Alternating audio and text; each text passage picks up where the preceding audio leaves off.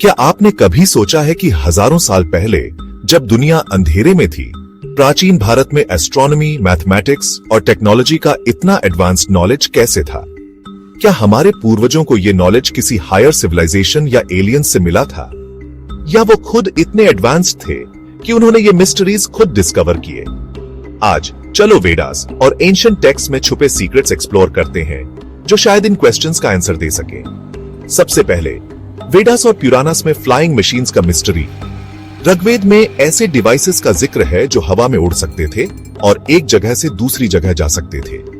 ऐसे ही एक डिवाइस को विमान कहते हैं जो एक एडवांस्ड एयरक्राफ्ट जैसा लगता है। रामायण में पुष्पक विमान को एक फ्लाइंग मशीन बताया गया है जो रावण ने कुबेर से लिया था। यह विमान बिना किसी फ्यूल के मन की गति से ट्रैवल कर सकता था। क्या यह सिर्फ कल्पना थी या क्या ऐसी टेक्नोलॉजी सच में उस जमाने में एग्जिस्ट करती थी? अब बात करते हैं महाभारत की, जिसमें ब्रह्मास्त्र जैसे डिवाइन वेपन्स का जिक्र है जो मॉडर्न न्यूक्लियर बॉम्ब्स जैसे लगते हैं। ब्रह्मास्त्र पूरे शहरों को जला सकता था और इसके यूज से अनबॉर्न बेबीज तक अफेक्ट होते थे, न्यूक्लियर रेडिएशन की तरह।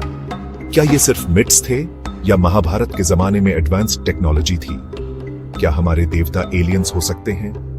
प्राचीन ग्रंथों में स्वर्गलोक, ब्रह्मलोक और शिवलोक जैसे रियल्म्स का जिक्र है। क्या ये सिर्फ स्पिरिचुअल प्लेसेस हैं या ये दूसरे प्लैनेट्स या डिमेंशंस हो सकते हैं? भगवान शिव को अंतरिक्ष का देवता कहा जाता है, जिनकी तीसरी आंख इन्फिनिट एनर्जी का सोर्स है। नारद मुनि त्रिलोक में ट्रैवल करते थे। क्या ये इंटरप्लैनेटरी ट्रैवल था? कई टेम्पल्स में एलियंस जैसे कार्विंग्स क्यों हैं? कुछ टेम्पल्स जैसे कर्नाटक के टेम्पल्स में यूएफओज जैसे कार्विंग्स हैं। क्या हमारे पूर्वजों से एलियंस मिले थे? प्राचीन भारत साइंटिफिक नॉलेज का केंद्र भी था। जीरो का कॉन्सेप्ट भारत में ओरिजिनेट हुआ, जिसने मैथमेटिक्स और कंप्यूटर साइंस की फाउंडेशन बनाई। महर्षि भास्कराचार्य ने पृथ्वी का रोटेशन और ग्रेविटी दूसरों से बहुत पहले डिस्कवर किया था। आर्यभट्ट ने कहा था कि पृथ्वी गोल है और सूर्य के चारों ओर घूमती है। कई टेम्पल्स एस्ट्रोनॉमिकल प्रिंसिपल्स के साथ बनाए गए थे, जैसे कोणार्क का सूर्य मंदिर जो सूर्य की किरणों के साथ अलाइंड है। बृहदेश्वर मंदिर की छाया दोपहर में नहीं पड़ती। ये एडवांस्ड साइंटिफिक नॉलेज के बिना कैसे पॉसिबल हो सकता था? नासा की इमेजेस बताती हैं कि राम सेतु असली है, जो लगभग 7000 साल पुराना है, जो रामायण काल के साथ अलाइन करता है। क्या यह एडवांस्ड टेक्निक्स का यूज करके बनाया गया था? मॉडर्न साइंस और एलियन थ्योरी यहां इंटरसेक्ट करते हैं। स्टीफन हॉकिंग जैसे वैज्ञानिकों का मानना है कि अंतरिक्ष में एडवांस्ड सिविलाइजेशंस हो सकती है।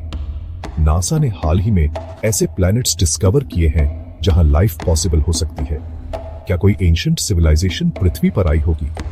महर्षि भारद्वाज के वैमानिक शास्त्र में मॉडर्न एयरप्लेन्स जैसे फ्लाइंग मशीन्स का वर्णन है, जिसमें स्पीड, एनर्जी सोर्सेज और नेविगेशन सिस्टम्स की डिटेल्स भी है।